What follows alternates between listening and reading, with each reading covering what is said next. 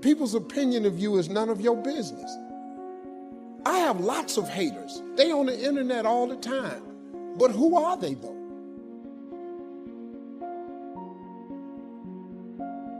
There's times I felt like giving up. I mean, no matter who you are, if you have a goal in life, everybody has a turn back moment. Everybody has a crossroad. If you haven't been at it, it's coming. You can either decide to continue or to quit, to go forward or to go back. You're gonna always have that decision. But what I did was, I made all of my dreams bigger than my fears. So when I felt like quitting,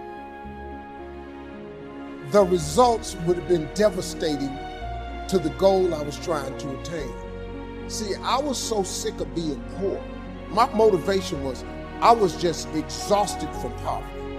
I couldn't do this. I was sick of living in my car. I've been living in my car for 3 years. I was sick of not having money. I was sick of not having a bathroom, a front door.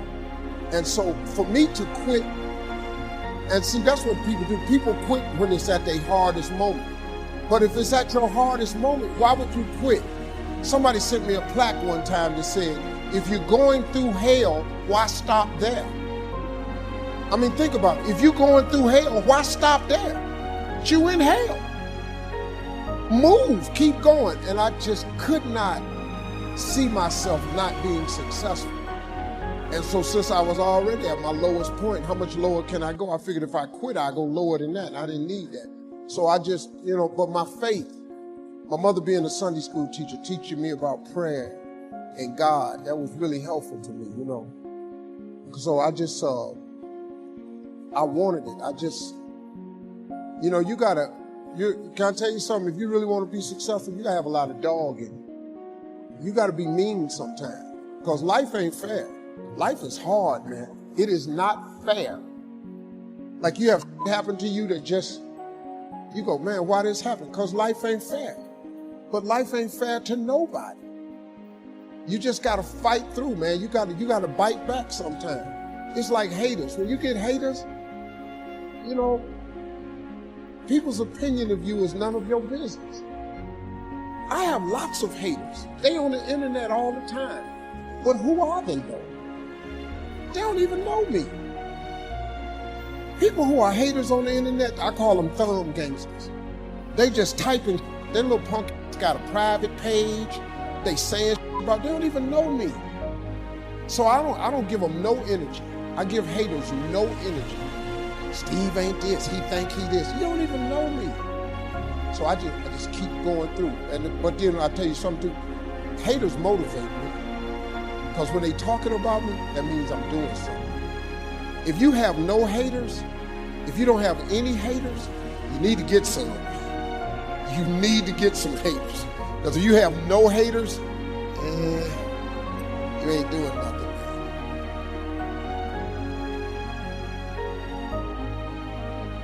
So one last piece to that. If you give up, you know exactly what's going to happen. But if you can just manage to wake up tomorrow and just see what tomorrow brings. If it don't bring what you want tomorrow, if you can wake up one more day and see what tomorrow brings. Because here's the one thing about it. The reason God wakes you up in the morning is because he still has something for you. If God was through with you, you wouldn't wake up no more. So as long as you keep waking up, it's because God has something for you. So as long as I wake up, I just look for it. I say, okay, God, what is it today? It might be a challenge, it might be a test, or it might be the win. But either way, I'm gonna wake up tomorrow. And if I wake up tomorrow, that's a good sign that he ain't through with me yet. So I just keep waking up and keep going, man. Never ever give up. Rewarding people for small steps of progress. Rewarding people. Sometimes it's just recognition, handshake, pat on the back. Mary, you're doing a fabulous job. And you figure out what those recognitions are. Small steps of progress. Guess what promotion pays if you learn it well? Big money. Getting people to do something they wouldn't ordinarily do by themselves.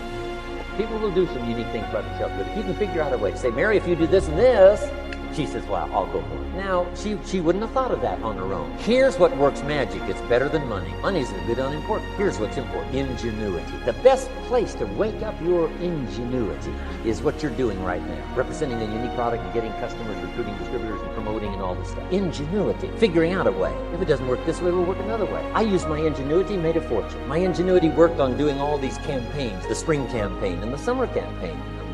This week we're going to recruit school teachers. How many of you got it?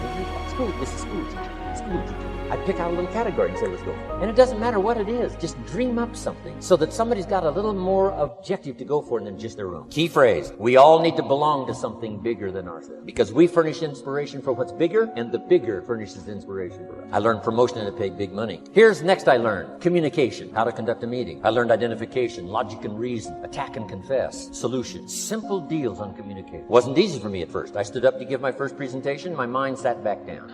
Right?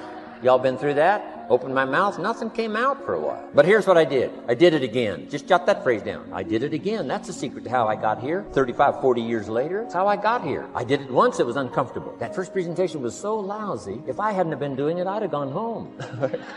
Well, it's not that good. But here's the secret to how I got here. I did it again, and then I did it again, and then I did it again, and I did it again. I remember when I first decided to be a little more animated, right? And walk out away from the podium, right? Get out from just behind the podium. So I got out there, and then I thought, how do you get back? Whoa, I'm stranded out. Remember those times? Doing something for the first time? But you learn quickly in your business, right? In your business, the guy stands up to give his first testimonial, and he's so nervous he forgets his own name, right? And 30 days later, he wants to give a 3-hour testimonial, right? You hardly get him off the stage. So learn communication. How to affect other people with words. That's the greatest art in the world to learn. How to affect other people with words. Key phrase, don't be lazy in language. Learn to use the gift of your own language wisely. It can make you a fortune and build an incredible life. Here's 3 other things I learned. One is to train. Training people how the business works. And then I've used another word called teach, train and teach. And only to say this, training people how the business works, teaching is how life works. Because here's what all of us need for the 21st century. Business skills and life skills. The life skills are leadership skills. The life skills are learning how to set goals. Now here's the ultimate skill to learn that can transform your life and the life of whoever will listen. The ability to inspire. Inspire means help people to look up a little higher than where they are and wish they could get there. And inspire them that it's possible. Here's how we inspire, by our own testimony. If I can do it, you can do it. Here's how else we inspire, by others' testimonial. If they can do it, Mary, you can do it. Getting people to see themselves better than they are. Getting people to see themselves richer than they are. Getting people to see themselves more capable next year than they are this year. Getting to see themselves in the future. This is the word of the Lord to somebody. You will not run from the struggle. You will stand flat-footed in the struggle. And no matter how you're toiling and how tired you are, you will stop asking for miracles to get you out of what God put you into. You will get in that struggle and you will grab them oars and you will deal with the struggle because God has instructed struggle in this season for your life. I'm almost done. Mark does not mention Peter at all because Peter missed the battle. And my God, Peter has a habit of missing battles. When Jesus got to the cross, he missed the battle. He denied him and said he wasn't a disciple. He missed the battle. He ended up ashamed and disgraced. He missed the battle. I'm just saying, it could be possible that he should have stayed in the battle. Have you fought hard enough? Have you resisted of the blood? One final thing. He doesn't mention Peter. He only talks about the boats. He only talks about the battle. And then at the last moment, he brings it to glory.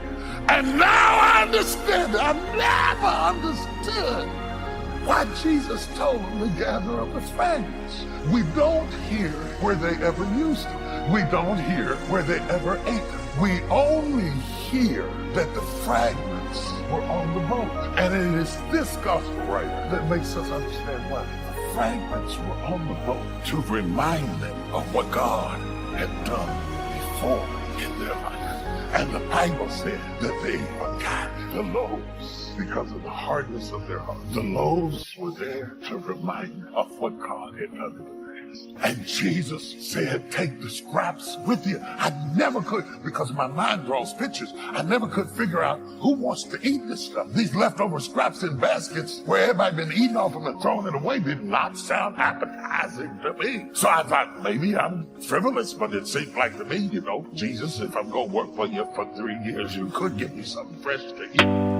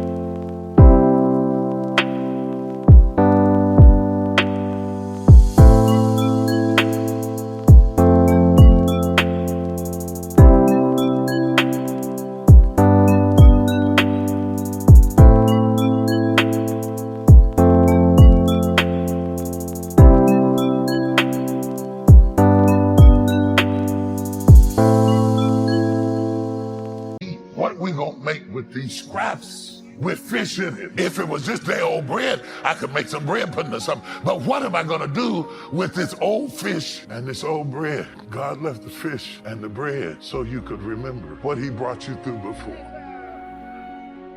And God knew that a storm was coming in your life. And he said, I want to leave an evidence in your life that when you needed me before, I've always been there. And every time you've ever been in trouble, I brought you through. Everybody that's watching me, if you've ever been in trouble and God brought you through, give him a praise right now. And I'm saying to you, you know why people do what they do? The people who go after their stuff, what makes it worth it? It's got to be your passion. You got to love it, ladies and gentlemen. You got to love it. It's got to be what you are supposed to do. You want to sing, and even though they won't invite you to Carnegie Hall, you're going to sing to anybody that listens to you, including singing to yourself. I used to talk to my plants when nobody else would listen to me. You got to write, even if no one published your book, write, because that was given to you to do. You do what it is you're supposed to. You're supposed to build something. You're supposed to create something. I don't know how to do it. Learn. Do whatever is required. Just go out there. It's possible you can get what you want. It's necessary. If you want it, you got to go into action. You got to be willing to experiment. You got to be willing to fail and to succeed. You got to be willing to form and develop new relationships. It's you. It's on you. You got to make that happen. Nobody's going to bring it to you on a silver platter and say, here's your dream, manifest it. No, it's hard. Yes, it's hard. It's difficult. Yes, right. And it's worth it. People ask, hey, man, these kids, man, it's rough dealing with them. That's right. That's right. You think peer pressure happened overnight? We went through peer pressure. I remember as a kid, some guys said, hey, Les, me and another fellow named Willie Lower, we were going home. Hey, man, we're going down to Goulds, man, and knock off a grocery store. I said, look here, I don't want no part of that. I'll see y'all later. Say, y'all chicken. I said, that's all right, you say whatever you want. Low stop. I'm not chicken, man, don't call me chicken.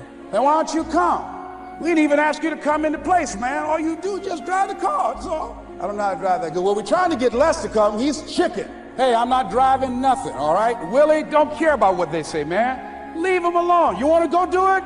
You find somebody else to drive, or you drive yourself. Come on, Willie, man. Pull him, he stopped. I ain't chicken. All I got to do is drive? Yeah. I said, Willie, that sounds simple, man. Don't go, man. He went. And the next day, we read the newspaper where when they robbed the store, when they came out running to a car, the merchant, the man who owned the store, came out just shooting wildly, and he hit the driver in the head. So peer pressure didn't just start in the 90s or the 80s. It's difficult, it is challenging.